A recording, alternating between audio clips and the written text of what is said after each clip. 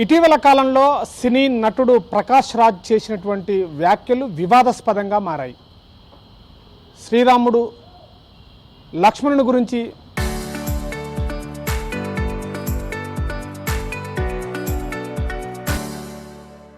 పిలవడంలో lucky అంటూ కూడా మాట్లాడినటువంటి మాటలు చాలా వివాదాస్పదంగా మారినాయి.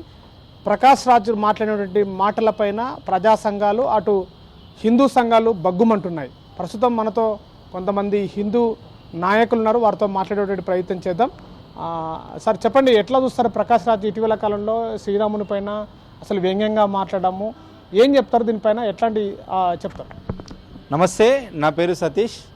ఈరోజు ప్రకాష్ రాజుగా పేరుగా పిలువబడేటువంటి వ్యక్తి ఎవరైతే ఉన్నారో ఆర్టిస్టు, ఆయన ఇటీవలే ఒక రాష్ట్రంలో ఒక పబ్లిక్ ఈవెంట్లో పాల్గొని ఈరోజు యావత్ ప్రపంచం అంతా కూడా మిగతా దేశాలన్నీ కూడా ఈరోజు మన భారతదేశం సంస్కృతిని సాంప్రదాయాన్ని ఈవెన్ అమెరికా చూసుకుంటే ఇక్కడ జరిగే మన పెళ్లిళ్ళలో ఏ విధంగా అయితే సంస్కృతి సాంప్రదాయాన్ని పాటిస్తామో ఈరోజు అమెరికా కావచ్చు, ఇతర దేశాలు కావచ్చు, ఈరోజు యావత్ భారత్ను విశ్వగురువుగా చూపిస్తూ ఈరోజు ఈ దేశంలో ఉన్నటువంటి సంస్కృతి సాంప్రదాయాన్ని మిగతా దేశాలు తీసుకుంటున్నాయి.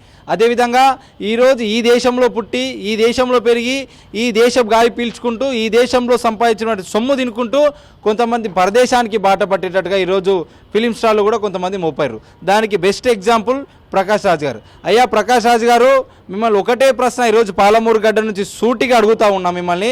మీరు డమరుకం అనే సినిమాలో మీరు శివుని పాత్ర పోషించారు కదా, ఈరోజు భారతదేశ ప్రజలందరూ నీలో శివుని చూసుకున్నాం కదా, అలాంటి మీరు ఎన్నో మల్టిపుల్ క్యారెక్టర్లు వేసినా కూడా కేవలం మేము మిమ్మల్ని ఒక ఆర్టిస్టుగానే చూసాము. కానీ మీరు ఒక పబ్లిక్ మీటింగ్లో రాముడు లక్ష్మణుడు అంటేనే అన్నదమ్ములకు ఆదర్శం, రామాయణం అంటేనే ఒక కుటుంబానికి ఆదర్శం, అలాంటి గొప్ప మహోన్నతమైన చరిత్ర కలిగినటువంటి రామాయణాన్ని ఈరోజు వ్యంగ్యంగా మాట్లాడడం నీకు ఎంతవరకు సమంజసము?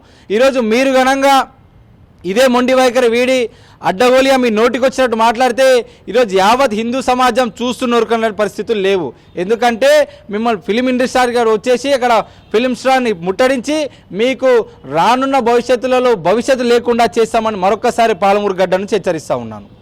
మీరు చెప్పండి, ఎట్లా చూస్తారు ఈ ప్రకాష్ రాజ్ నటుడు మాటలన్నీ ఈరోజు సమాజంలో పబ్లిక్లో చాలా చర్చనీయాంశంగా మారినాయి, ఎట్లా చెప్తారు, దీన్ని ఎట్లా చూస్తారు మీరు?